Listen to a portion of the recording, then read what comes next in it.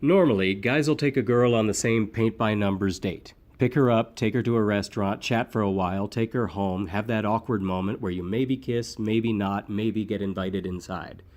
The whole time, she's in control of what will happen later. I say there's nothing special about a date like that, so I change it up a bit. What I do is ask her to come pick me up, because my car's in the shop, I need to have it looked at, whatever. So she'll get to thinking about the role reversal of being in the driver's seat. She'll feel more in control because I'll be at her mercy depending on her to bring me home.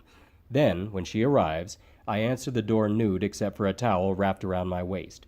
She stares with wide eyes at my washboard abs as I say, "Oh, hey, sorry, I'm not ready yet, but come in." Then I stop and make a face, the kind of face girls tend to make when they ask if you have a condom, and ask, "Would you mind taking off your shoes?"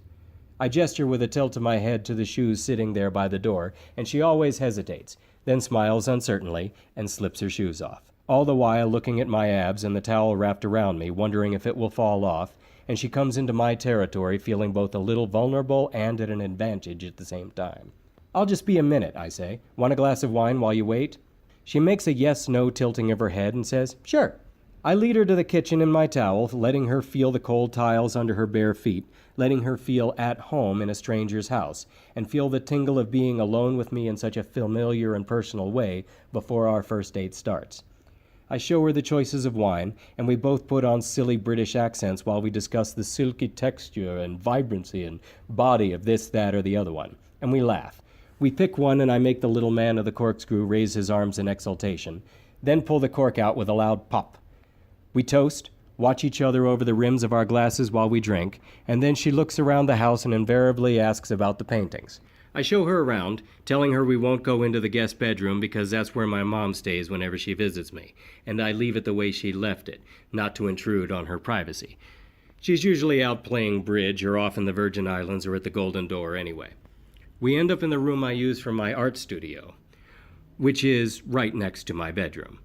She's always amazed and never fails to give me a sly smile, biting her lower lip, and says she wants me to draw her. "Really?" I ask. She nods. I grab my sketch pad and a pencil and take her by the hand, feeling the zing of electricity when my fingers curl into hers, and lead her back to the living room. She feels us getting farther and farther away from the bedroom and relaxes even more.